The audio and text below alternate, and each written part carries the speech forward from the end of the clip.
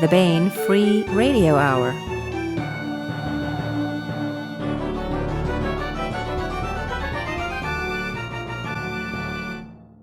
On the podcast, Kevin Ikenberry discusses The Crossing, discounts on Baen ebooks, and we continue our ongoing audiobook serialization of Timothy Zahn's Cobra, all right now.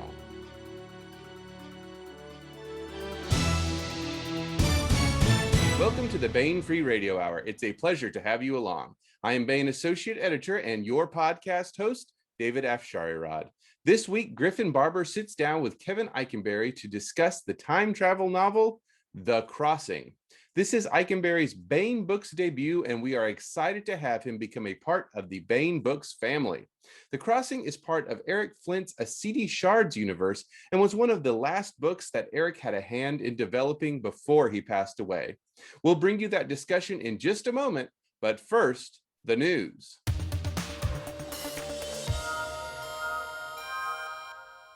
Did you know that Baen Books offers free teaching guides for many of our books? These guides can be used by teachers, homeschoolers, and more to dive deep into learning with Baen. Kevin Ikenberry's The Crossing will be getting the teaching guide treatment. And to celebrate, we thought we'd offer discounts on all of our backlist of novels with teaching guides. Get $1 off all Baen ebooks with teacher's guides, including such titles as Monster Hunter International, 1632, Uncompromising Honor, several by Robert A. Heinlein, and many more. For a complete list, check out Baen.com. These discounts are good until the end of the month and are available wherever Baen ebooks are sold. And that's it for the news.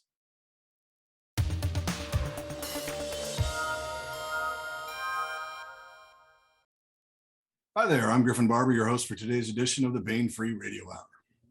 Kevin Ikenberry is an established indie military SF author, penning 9 Four Horsemen universe novels, including the trilogies The Peacemaker trilogy and Rise of the Peacemakers. He's contributed 2 novellas to Chuck Gannon's Murphy's Lawless series, a part of the Kane Riordan universe. His latest is a slight departure from his usual fare, however, in that The Crossing is an alternate history set in the early years of the American Revolution. Hello and welcome, Kevin. Thanks, Griffin. Glad to be here. Can you tell us a little bit about yourself? So I'm one of those folks that came to writing late in life. I started writing short stories and working on a first novel while I was teaching ROTC, and about the same time frame as The Crossing is set in 2008 to 2010. And never really thought I'd be a writer, and so to have all these books come has kind of been an interesting process. Wouldn't trade it for the world. And like you said, yeah, this book is a little bit different than everything else that I've ever written. I tell people this was the book I never knew how to write until I had the opportunity to work with Eric Flint, and that kind of changed everything as Eric did. So I like to ask the hardest questions first. What was the coolest aspect of The Crossing for you? I think that the coolest aspect for me is, having not read a lot of alternate history until I first had a conversation with Eric in 2014, and digging deep into the research and the history that was available as I started to build the outline. The coolest aspect was every time I turned around, I kept finding little points where there could be changes, where there could be something that would change, that would drive the narrative farther and open up the gate, if you will, a little bit more of how the changes to American history would happen. And they were little things, and then they were big things, and then they're kind of like the holy crap moments. If I do this is a massive change. And being able to go through that type of process was just incredibly cool, because it just seemed like every time I turned around with every different research book I grabbed, there was something new that was going to enable me to take that narrative a little bit farther. It was really awesome. So follow on to that then. So you stumbled on it kind of, or you had never really thought about it, work your way towards it, or the characters kind of dictate what happened? Or? So it's kind of funny. It's kind of been a long running family joke that when I was probably 4 or 5 years old, I told my parents that I was there when George Washington crossed the Delaware. And I don't know if that just kind of sat in my subconscious for a while, but while I was starting to write, I kept a little notebook where I would write down ideas. And one of the ideas that I wrote down one day is, what if the coin that Washington reputedly threw across the Delaware River prior to the Battle of Trenton was a bicentennial quarter? And I didn't do anything with that because it was literally something I didn't think I was ever going to be able to write. It didn't seem like it was in my wheelhouse. And when I had a conversation with Eric in 2014, I asked him that question, and his eyes lit up, and he's like, "Let's go to lunch tomorrow." And so we started talking about this process, and it really became something where finally he just kind of said, "Hey, you can do this. It's time to sit down and write this book." And so from that point forward, then it was a matter of finding the right characters and finding the storyline. And yeah, the characters and the story really kind of pulled me in. And it's one of those books, it sounds funny as a writer, but I don't remember a lot of writing this manuscript because it just flowed. There were just some aspects that it just kind of raced out of my head in a lot of ways. And it was just a tremendous amount of fun to write. Well, cool. That kind of answers a little bit of the next question, which is in your foreword, you write that the crossing was developed with alternate history master Eric Flint. Can you tell us a little bit more detail about how that all ended up happening? So we met at the Superstars Writing Seminar in 2014, and that's a seminar that's for writers. It's more focused on the business side of writing versus the craft side of writing. And Eric was one of those forces of nature where you recognize that this guy really knew what he was talking about, and he was so genuine and so authentic that, you know, he even made a promise to all of us as we went through his contracts class that if we had bad contract, he would review it for us and tell us why it was bad. And I actually had the opportunity to do that with him in this process. But at the dinner that I had with him, and when I asked him that question, we had an opportunity to have probably a couple-hour conversation between he and the other folks at the table, and everybody was welcome. And it finally was just one of those things that for me, I'd been scared to even think about this topic when I was talking with him, but it just kind of was like, I'm going to ask the question. And he was so excited about it. And, you know, over the course of the next several years, of course, he and I both had some health issues. So right after we met, I had an infection that tried to kill me. And then a couple of years after that, Eric had his first bout with cancer. So we were kind of back and forth without a plan for a while until we finally got the opportunity to sit down. And that was, again, when he just said, "I think you're ready for this and you need to write it." And so that's when I dug into the manuscript and got going. Cool.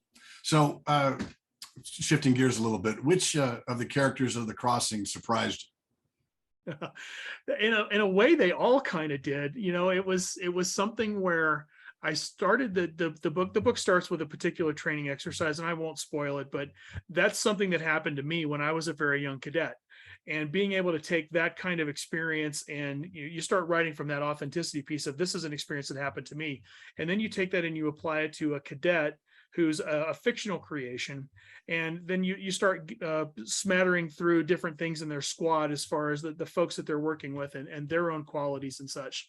I think in a way, all of them surprised me in certain ways. I think the one that gets me the most, though, was Dunaway. And Dunaway was one who, you know, she starts the entire book as the sophomore cadet or freshman cadet that does not want to be there. She does not want to be an ROTC. Her parents are pushing her through it. And it's something where that's not her thing. And I had thought long and hard about doing this kind of redemptive arc where she becomes integral to the tactical situation at hand. And I played with it and I wrote some notes, and it just didn't work.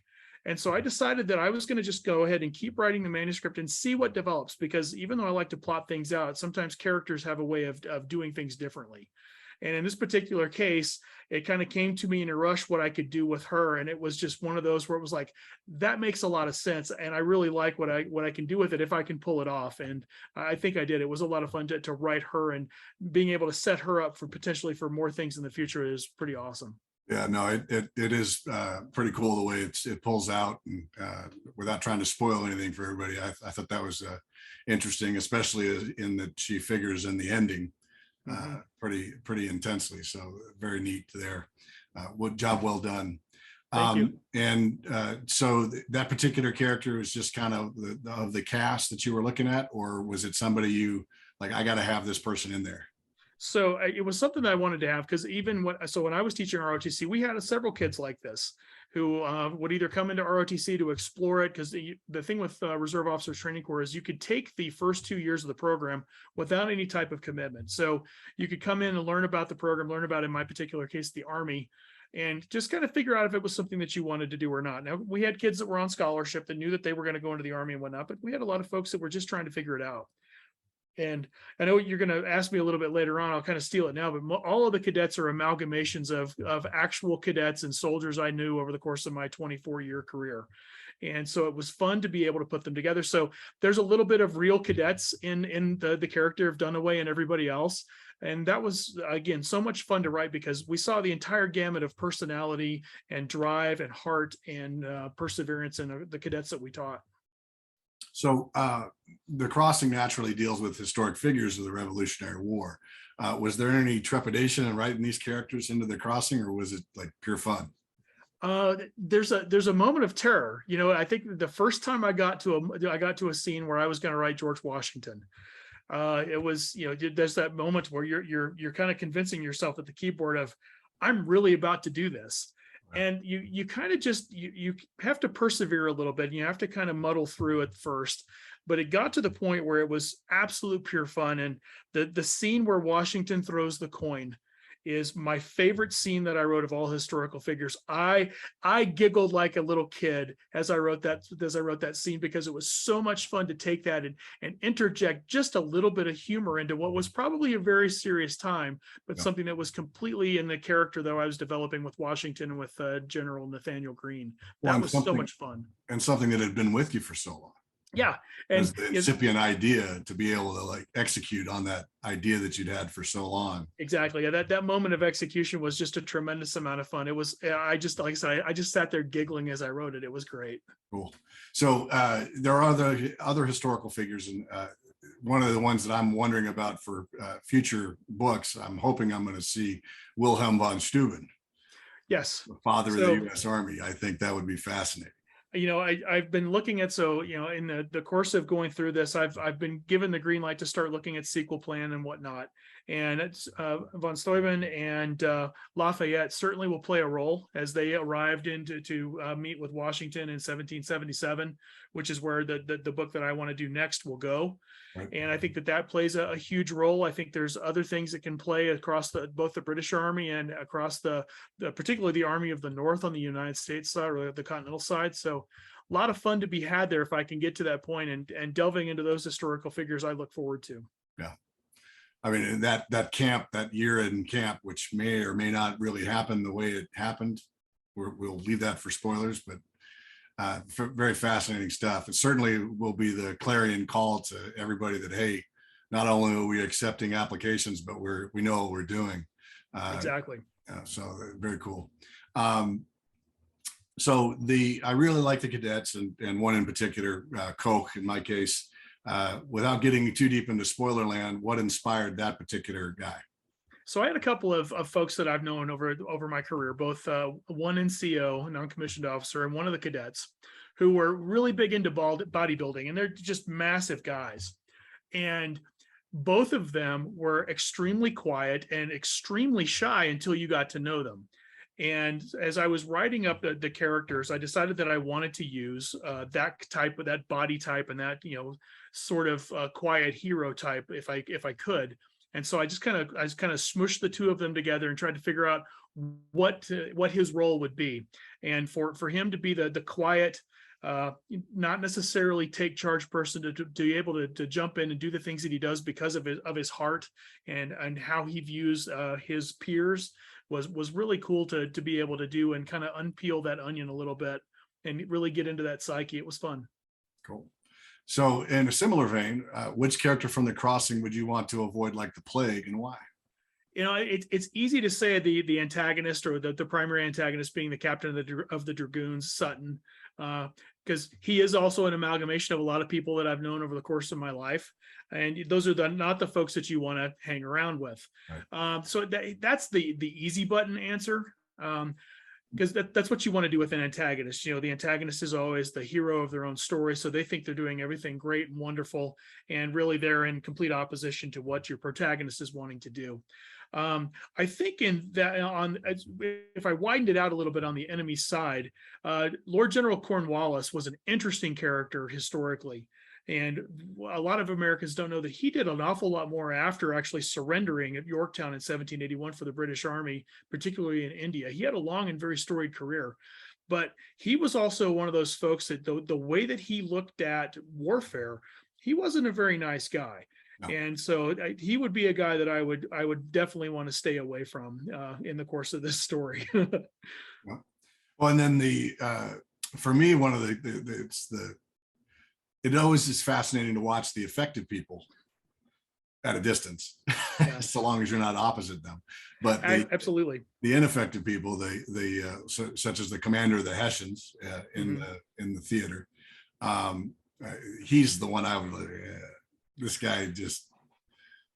I think in a lot of ways, Colonel Rawl was almost a sympathetic character. He was stuck in a situation where he felt like he needed more and he didn't get it. And he was completely paranoid by, the things that were going on.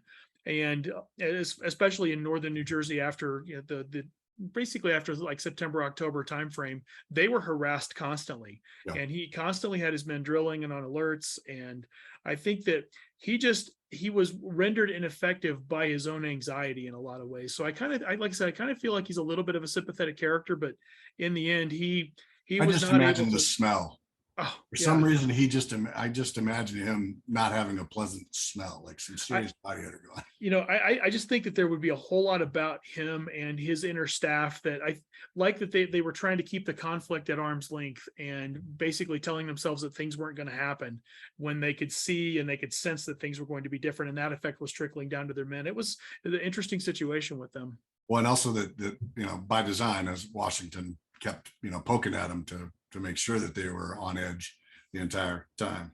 Absolutely. So which character would you love to see as an ally?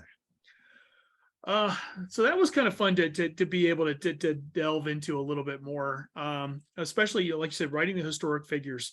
I look forward to, hopefully working a little bit more with like General Nathaniel Greene. Greene was an interesting character from the Revolution in of his own right. Washington, of course, and his staff, his longtime aide-de-camp, Tench Tillman, and other folks were a lot of fun to get into and write and kind of see how they interact as a staff with him.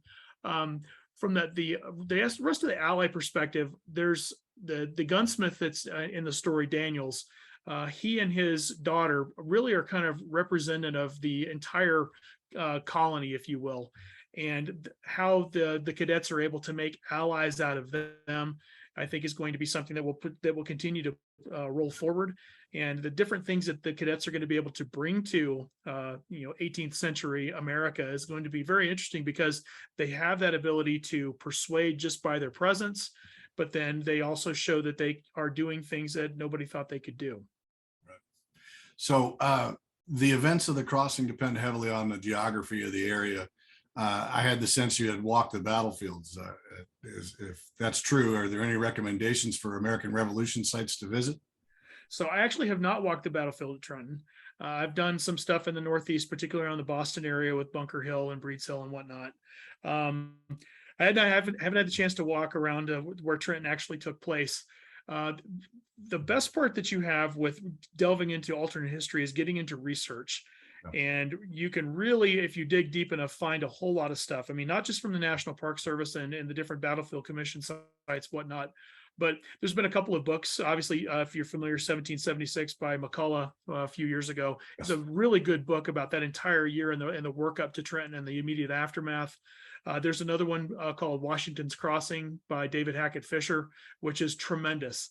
That was a book that I leaned on a lot, because he goes into so much detail about the situation in New Jersey prior to the Battle of Trenton and immediately thereafter, that I really had a sense from that book and the different maps and all the different I lost the word, the different, I guess, captures from the participants about what took place. It was really fantastic to be able to kind of piece all of that together. And I will admit that I sketched out a little map of what Trenton looked like and what the ground looked like to try to figure out what the tactical movements were, kind of like, I would have done in the Army with operational terms and graphics, and just kind of laying out where things were and seeing how things progressed.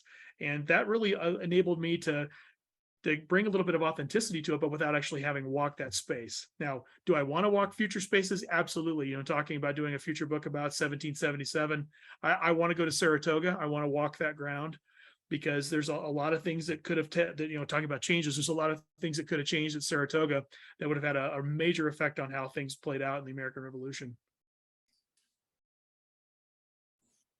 So if you could go back, is there an occasion or an event that you'd like to observe during the Revolutionary War?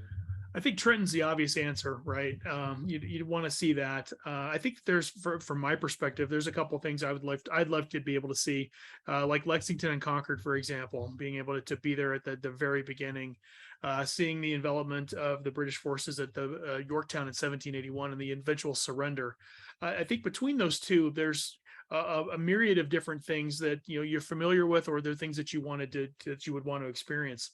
I grew up in Eastern Tennessee, and there was always the talk of the Over Mountain men who left from the Elizabethton Sycamore Shoals area and went across to Kings Mountain to meet up with the Revolutionary forces under General Greene.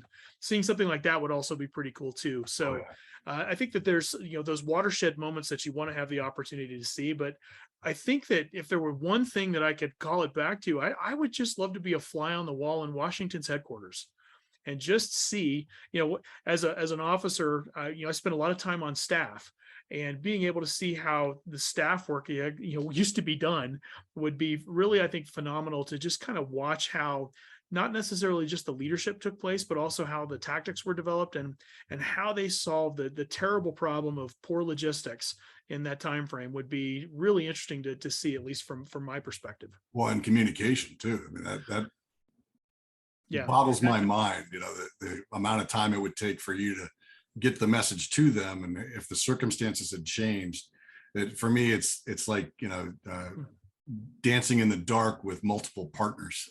Just absolutely. Yeah. I mean, the logistics piece, communications, the intelligence piece, and how all that stuff works so slowly, but then they were able to piece together the information and be able to craft plans to be able to be tactically responsive to the enemy.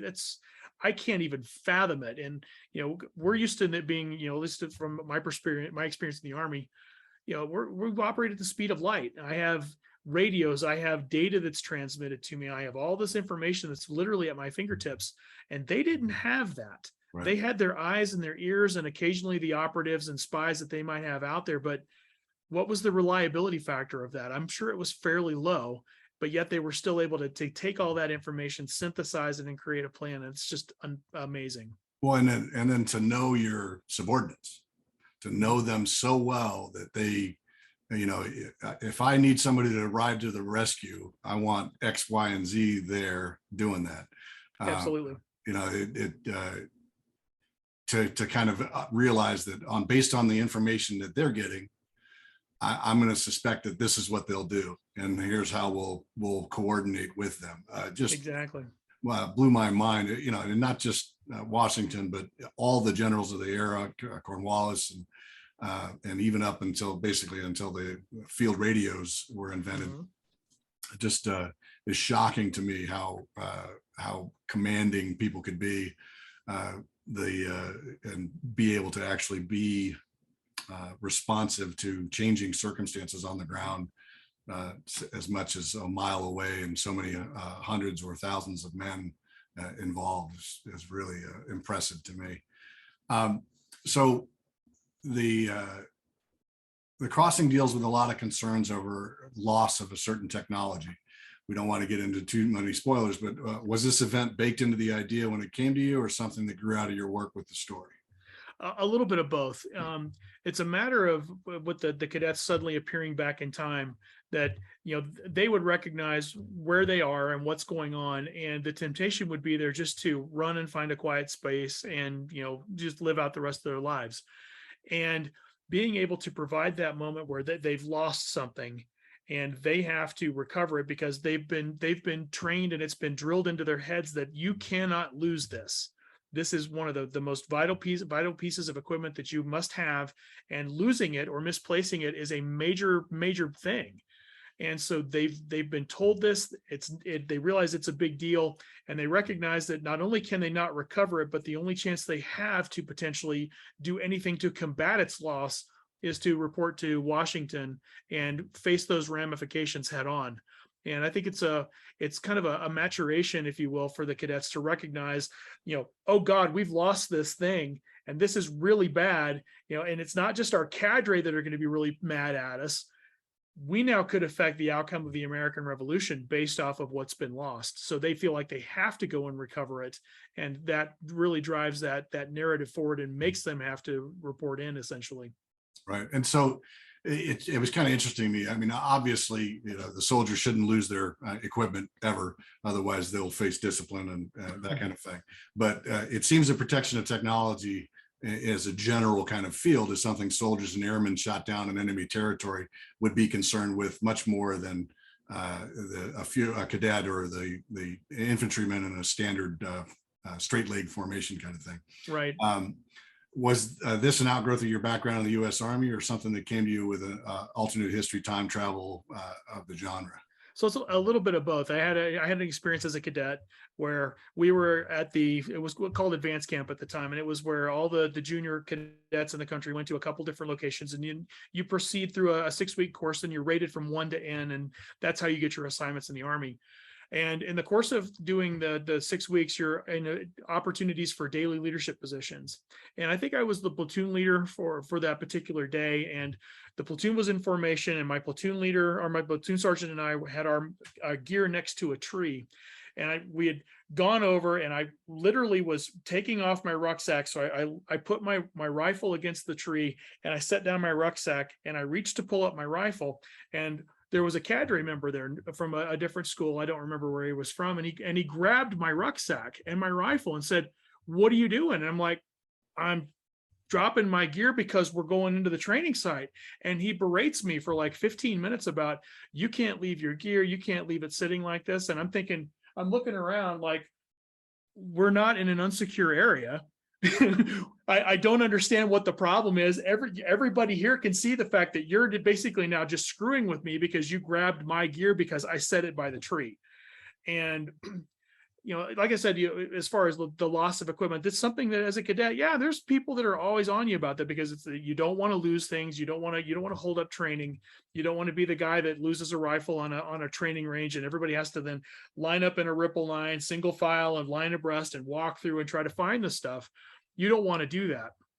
So you have that fear of losing stuff. But then again, like I said, it's the maturation of the idea of not only are they not in trouble, they might actually they might look at the entire outcome of the American Revolution being changed by the recovery of the equipment that they lose.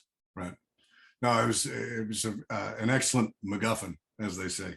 But also, I could tell that now that you told me that story, I can tell that had an impact on you. Very much so. And they're like, "Oh, you know what? I'm going to use that impetus of that negative encounter with this jerk to write something about it," and it's cool. Those are the things, people always ask as a military guy, what of my military experience, leads its way into what I do.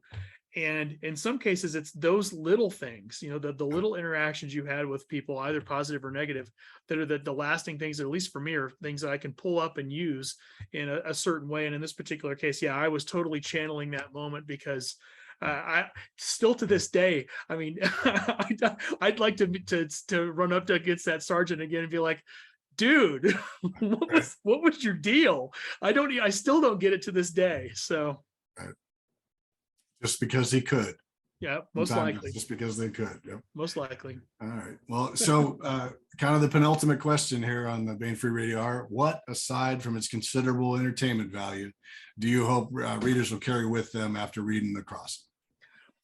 So as we were going through outlining what the story could be, the first idea that I had was just to take an Army unit, a regular Army unit, and have them be the unit that was in place.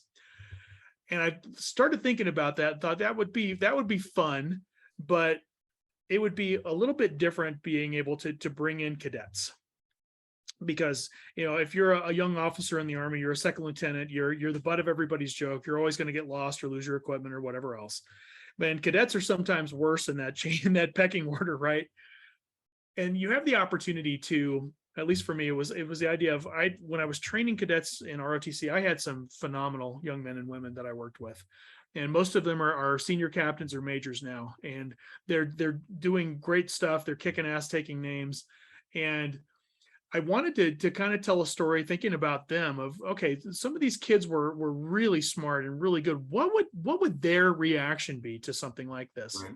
And so taking the cadet that's, kind of the butt of the joke, applying the real world aspects of them and their personalities and their abilities, and then wrapping it into a story was so much fun that, I hope like it leaves readers with the idea of that totally could happen. There's a plausibility to it. Well, And I particularly like the fact that there was some question as to, so do you really still have authority? right, And is the command structure we have set up, is that the way it's going to be? Because, there are certain cadets that are like, I can do better. right. I did better. And yet they're still having to work that out. So that does some nice dynamic tension within their group as to Yeah. what are we going to do, why are we going to do it, and why should we be doing what you tell us to do. Exactly. Really an excellent kind of way to illustrate that. And I don't think you could probably do that with a regular Army unit in the same way. No, you can't, and especially with a group of such a diverse thought and abilities as this group, you have to have that type of tension between them, where you've got, three of them are at the same rank, if you will, and the rest of them are underclassmen, and so they're kind of along for the ride, and everybody has to figure out what's going to happen. It was a lot of fun to set that up, and the deeper I got into the writing of it, the more it just kind of came together. It was a great concept. I'm really glad that I ended up going with cadets versus a regular Army unit. No, and they also have because they're, first off, U.S. Army cadets, ROTC kids, they have a good cross section of like where they're from and what their backgrounds are and their skill sets, which is, and I know that they're I haven't started myself with it. I know that there's oftentimes you can look at any formation and you'll find 100 different skills within 100 different people that might apply at some point or other in your actions. Yeah, like one of the cadets is an EMT, and is that a reality thing? Absolutely it is. I've known several cadets that have gone through their EMT training as part of being in college. So they had that skill set, and that was something that they were continually learning and applying as they went through. I had kids that were varsity athletes that were used to, I had one kid that was a cross country runner, and I swear the kid could run 23 hours a day and never, breathe hard. And that was just part of his thing. The cadets would be doing something extremely physically taxing, and he's standing there barely breaking a sweat. Like, what's the big deal? I'm reminded of that part of Band of Brothers where the baseball player just nails a German with the hand grenade. Yep, exactly. Bam, right on him. And, so yeah, what you see in that cross section is it really is the concept of the melting pot in ROTC and in the Army and in any unit that you would serve in. You've got such diverse backgrounds, abilities, and skill sets that it just comes together, and it's fun to see. No, it's and it's very well done in the crossing as well. You gather that it's because one of the things that you're faced with is, the lead cadet is faced with, blatantly racism, and certainly the idea that's, you can't be in command. Right. And he handles that magnificently and repeatedly. Not that it doesn't frustrate him. And that was something, in complete honesty, I didn't know if I really wanted to go that route until I was talking with Eric, and Eric was like, absolutely, you should. Yeah. And now you have the opportunity to you can address this. And then it was the same thing with the two women in the squad. What's their place going to be? How do you do this going forward? Because there's going to be that effect. And it's something that, as I've thought about where I want to go with the sequel, and I'd love to do a series because I have a great name for it in mind. It would be so much fun to be able to explore those different aspects of it too, not just the conflict itself, but what the political socioeconomic ramifications of them being there. Because while they are cadets and they don't really have a full understanding of history, there's certain things that they do know. And there's things that they remember, even if they just played trivia in the bar on Friday night, there's things that they know and things that they could affect just based off of their knowledge alone, which is fun. But who they are is going to have a much bigger effect later on. Do they know about the whiskey war? I would imagine that at least one of them, maybe Murphy does, being the closet historian. I think that, there's probably things that might be a little obscure even for him, but there's things that they would be certainly looking forward to, like where's Napoleon Bonaparte, for example. Well, even the law student might know, just because it was, the first time in taxation there, where people basically, oh, well, we just had a revolution, we can do it again. Exactly. Yeah. And so those types of things, and what they're going to run into, if we're able to continue this, they're going to run into things because they're going to remember, like the name of Benedict Arnold. They may not remember everything, but they're going to have that warning sign of, hey, wait a minute, this is not a good situation. And so being able to explore that tacit level of knowledge and not really fully understanding things might be fun to explore with other and received knowledge, like you play around with that quite handily with the state of what's going on in Trenton, because the average high school history lesson about that is moderately inaccurate. The end result is fairly accurate, but it's not at all like accurate as far as like what was really going on the ground on those days. Yeah, that was something. Again, talking about the research aspect, the deeper I got into that, the more you really recognize that what we were taught in school is very much wrong.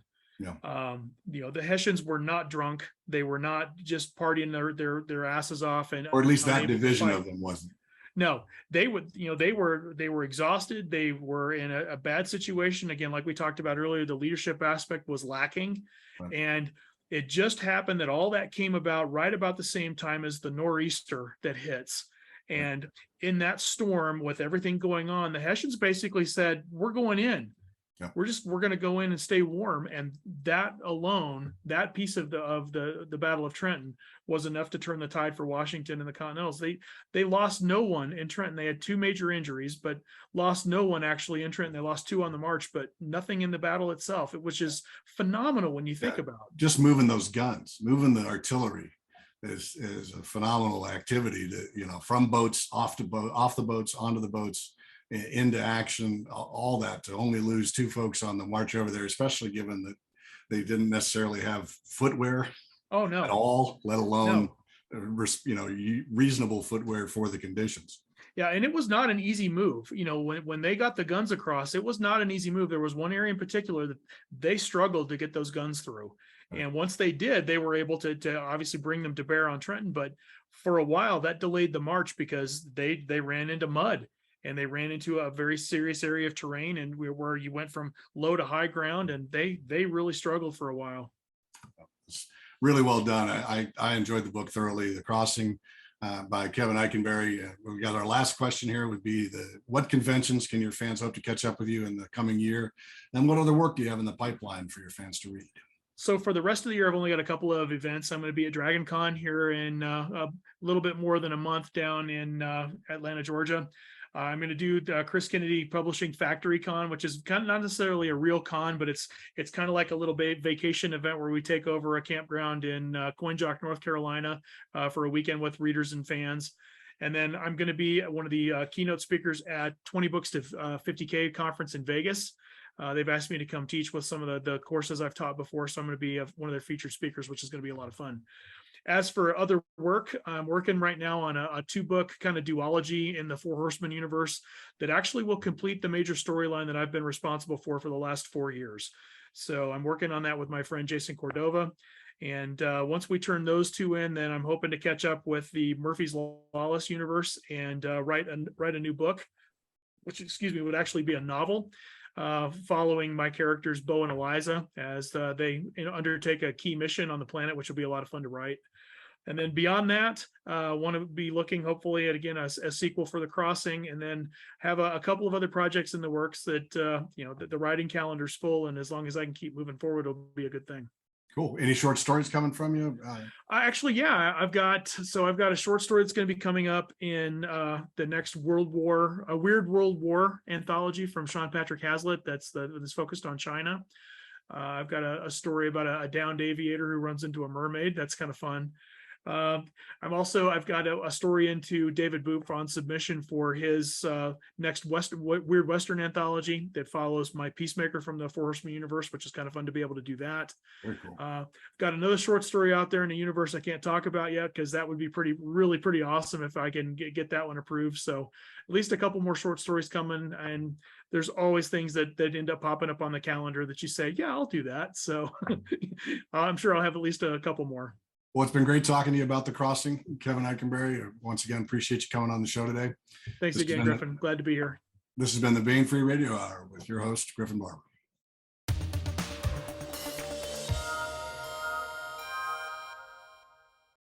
And now we bring you Timothy Zahn's Cobra. Earth's only hope was the Cobras. The colony worlds Adirondack and Silvern fell to the Troft forces almost without a struggle. Outnumbered and on the defensive, Earth made a desperate decision. It would attack the aliens not from space, but on the ground, with forces the Trofts did not even suspect. Thus were created the Cobras, a guerrilla force whose weapons were surgically implanted, invisible to the unsuspecting eye, yet undeniably deadly. But power brings temptation, and not all the Cobras could be trusted to fight for Earth alone. Johnny Moreau would learn the uses and abuses of his special abilities and what it truly meant to be a Cobra. The brittle silence in the room remained for several seconds after the door closed behind them. "You knew all along I didn't do it," Johnny said at last. Mendro shrugged minutely. "Not conclusively, but we were 90% sure. The computer doesn't record a complete film every time the vision enhancers are used, you know. We had to correlate that usage with servo movements to know whether you'd done it or not, and until you identified Viljo as the probable culprit, we didn't know whose records we also needed to pull. You still could have told me then that I wasn't really under suspicion." "I could have," Mendro acknowledged, "but it seemed like a good opportunity to get a little more data on your emotional makeup. You wanted to see if I'd be too preoccupied to function in combat? Or whether I'd just slag Viljo and be done with it? And losing control either way would have had you out of the unit instantly," Mendro said, his voice hardening.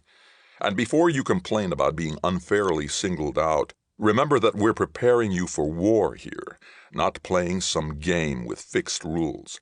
We do what's necessary, and if some people bear a little more of the burden than others, well, that's just the way it goes. Life is like that, and you'd better get used to it." The commander grunted. "Sorry. I didn't mean to lecture. I won't apologize for running you an extra turn around the squirrel cage, but having come through the test as well as you did, I don't think you've got real grounds for complaint." "No, sir. But it wasn't just a single turn around the cage. C3 Bai's been holding me up for special notice ever since the training began. And if he hadn't done that, Viljo might not have gotten irritated enough to try tarnishing my image like he did." "Which let us learn something important about him, didn't it?" Mendro countered coolly. "Yes, sir, but let me put it this way, then," Mendro interrupted. "In all of human history, people from one part of a region, country, planet, or system have tended to look down on people from another. It's simple human nature.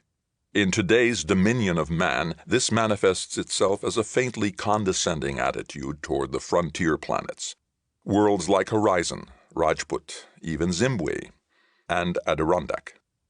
It's a small thing and not at all important culturally, and it's therefore damned hard to test for its influence on a given trainee's personality. So without useful theory, we fall back on experiment.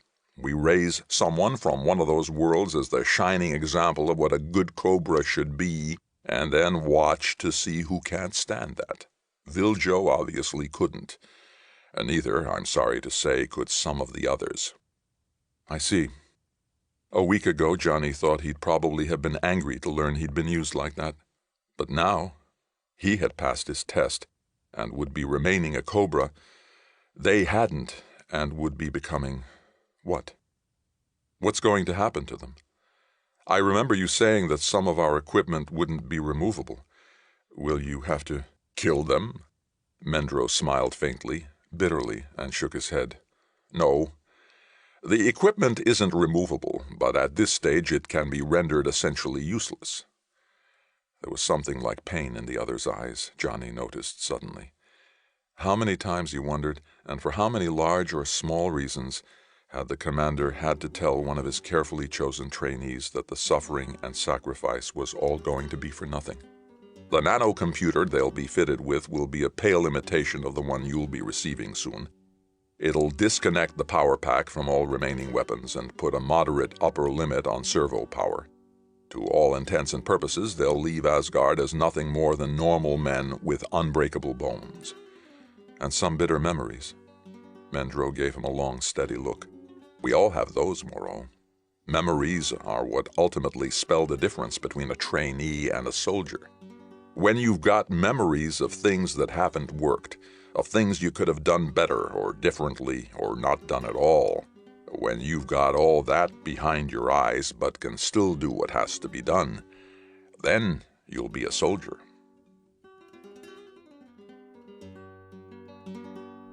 That was another installment in Timothy Zahn's Cobra, and that's it for the podcast. Thanks as always to Audible.com and podcast theme composer Ruth Judkowitz. Praise, thanks, and gratitude to Griffin Barber and Kevin Ikenberry, and good night, Tony Daniel, wherever you are. This is David Afsharirad coming to you from a soundproof bunker somewhere deep in the heart of Texas. Join us here next week at the hammering heart of science fiction and fantasy, and keep reaching for the stars.